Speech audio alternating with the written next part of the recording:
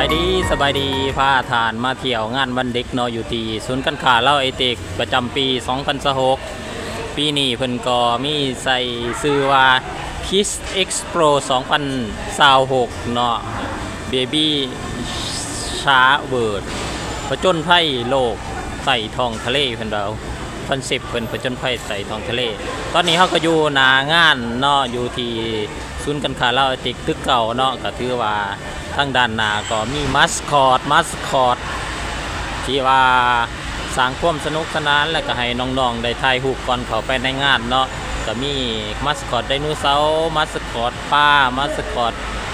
หมีเนาะหลายๆอย่างเนาะจึงมีความสนุกสนานและมีความเป็นหนาหัก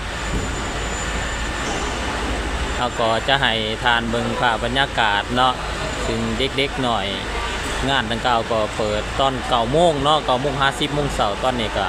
ผู้ดีได้เวลาเปิดงานแล้วเนาะเฮาจะเข้าไปเบิ่งในหลายๆจุดทางด้านในเลยเนาะ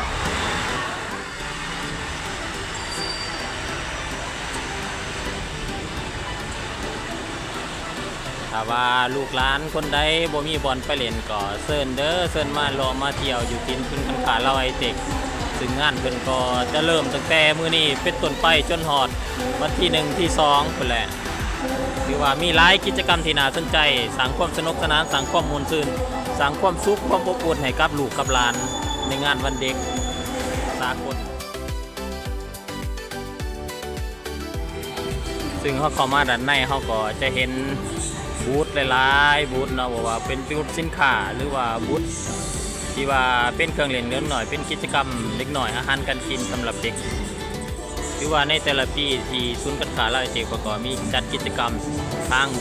ทั้งด้านในอาคารและกิจกรรมนอกอาคารก็มีหลายเนาะเช่นทะเลน้ำเนาะทะเลน้ำก็มีหลายๆกิจกรรมหลายๆภาคส่วนมาเขามาเฮ็ดกิจกรรมหรือว่างานมื้อนี้ก็ถือว่าเป็นมื้อทำอิฐเนาะบรรยากาศก็ยังบ่ทันมีความคึกคืนซึ่งมื้อนี้ก็ถือว่าเป็นมื้อวันที่23เนาะก็ถือว่ายังบ่ทันคึกคืนปานใดเนาะยับจอมอเข้ามาวันเด็กกิจกรรมก็จะมีความคึกคืนหลายขึ้นตัวนี้ก็เป็นประเภทเครื่องใส่ซอยสำหรับเด็กเนาะเป็นแพมเพิร์สต่างๆแพนโบสสิ่งที่ท่านเห็นทางด้านหน้านั้นก็เป็นเวทีการแสดงเนาะเป็นเวทีกลางสำหรับการแสดงของน้องๆซึ่ง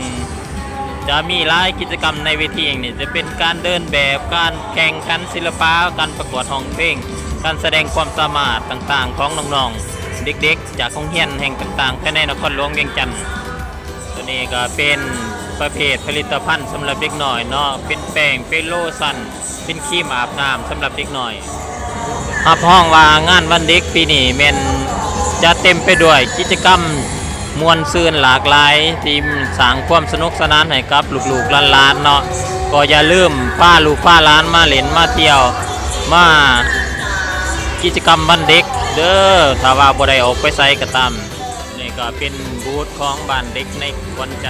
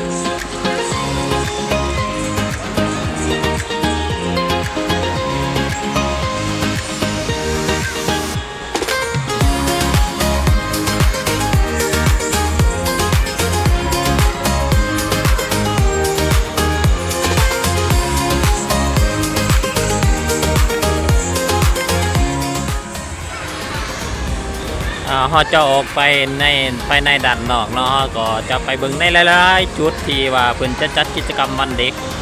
คือว่ามือนี้ก็เป็นมือทำอิฐของการเปิดงานเนาะก็เริ่มมีบรรดาครอบครัวพาลูกพาหลานมาสร้างกิจกรรมแล้วเนาะโดยเฉพาะทั้งด้านในอาคารของศูนย์การค้าเทคคือเก่าคนก่อนนิรมิตเป็นโซนเล่นเป็นเมืองเล่นของสำหรับเด็กน้อยเนาะก็ถือว่ามีบอลเล่นหลายมีสไลเดอร์อย่างต่างๆที่สดที่สา